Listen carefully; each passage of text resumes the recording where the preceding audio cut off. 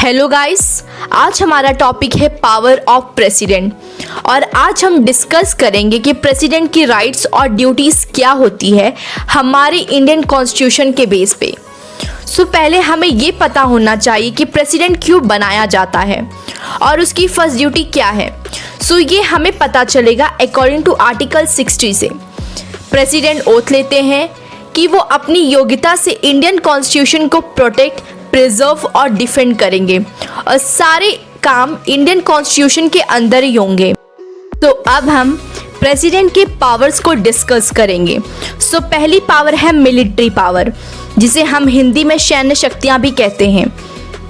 President supreme commander होते हैं Indian defence force के, जिसमें भारत की सारी सेनाएं आ जाती हैं, जैसे आर्मी, नेवी और एयरफोर्स। प्रेसिडेंट के साइन के बिना वॉर और पीस मतलब युद्ध और शांति डिक्लेयर नहीं हो सकते दूसरी कंट्रीज के साथ। सेकेंड पावर है डिप्लोमेटिक पावर, जिसे राजनयिक शक्ति कहते हैं। जितनी भी इम्पॉर्टेंट ट्रीटीज मतलब संधियां की जाती हैं वो प्रेसिडेंट के प्रतिनिधित्व में ही होती हैं, चाहे वो विदेश नीति हो मतलब फॉरेन पॉलिसीज या इंटरनेशनल लेवल पे हो, वो सब प्रेसिडेंट के बिहाफ पे ही होते हैं। प्रेसिडेंट की थर्ड पावर है जुडिशियल पावर, जिसे न्यायिक शक्ति कहते हैं, जिसमें आर्टिकल 72 के तहत प्रेसिडेंट को राइट टू फॉरगिवनेस का अधिकार होता है, जिससे प्रेसिडेंट किसी को भी क्षमा कर सकता है और मृत्यु दंड को माफ कर सकता है। प्रेसिडेंट की फोर्थ पावर है लेजिस्लेटिव पावर, जिसे हिंदी में कहते हैं विधायी शक्तियाँ। कोई भी बिल लॉ तभी बन सकता है जब उसे प्रेसिडेंट की अनुमति मिलती है। प्रेसिडेंट चाहे तो लोकसभा को कभी भी भंग मतलब डिसॉल्व कर सकता है। अब प्रेसिडेंट की फिफ्थ पावर है फाइनेंशियल पावर। जितने भी मनी बिल इंट्रोड्यूस होते हैं पार्लियामेंट में वो प्रेसिडेंट की अनुमति से ही होते हैं। प्रेसिडेंट की आज्ञा से ही फाइनेंस मिनिस्टर एनुअल बजट को प्रेजेंट करता है पार्लियामेंट में। अब हम प्रेसिडेंट के मोस्ट इम्पॉर्टेंट पावर के बारे में पढ़ेंगे। प्रेसिडेंट के पास संकटकालीन शक्तियाँ जो वो संकट के समय में यूज करता है। प्रेसिडेंट डिक्लेयर कर सकता है 3 तरह की इमरजेंसीज। पहली है नेशनल इमरजेंसी, जिसे राष्ट्रीय आपातकालीन कहते हैं। अकॉर्डिंग टू आर्टिकल 352, यदि राष्ट्रपति को लगता है कि देश में युद्ध या बाहरी आक्रमण और आंतरिक अशांति हो रही है तो वो नेशनल इमरजेंसी को ऐलान कर सकता है।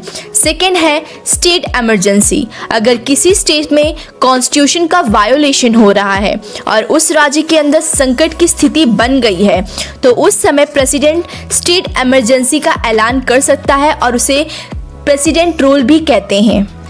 थर्ड इमरजेंसी है फाइनेंशियल इमरजेंसी।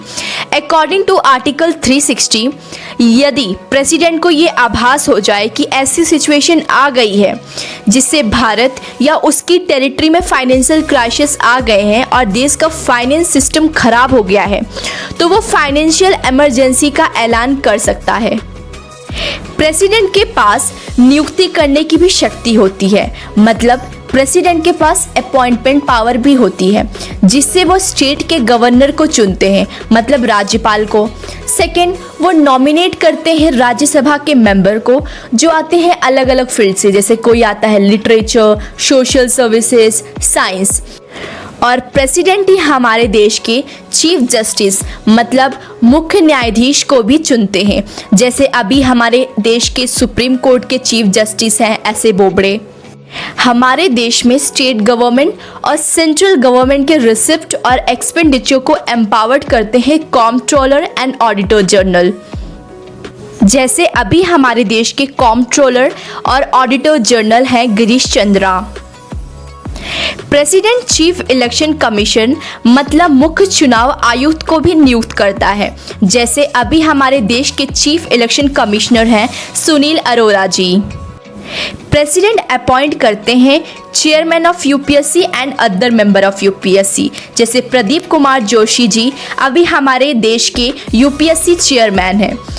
प्रेसिडेंट हमारे देश के अटॉर्नी जनरल मतलब महान न्यायवादी को भी नियुक्त करते हैं। वो भारत सरकार के मुख्य कानूनी सलाहकार तथा सुप्रीम कोर्ट के मेन एडवोकेट भी होते हैं।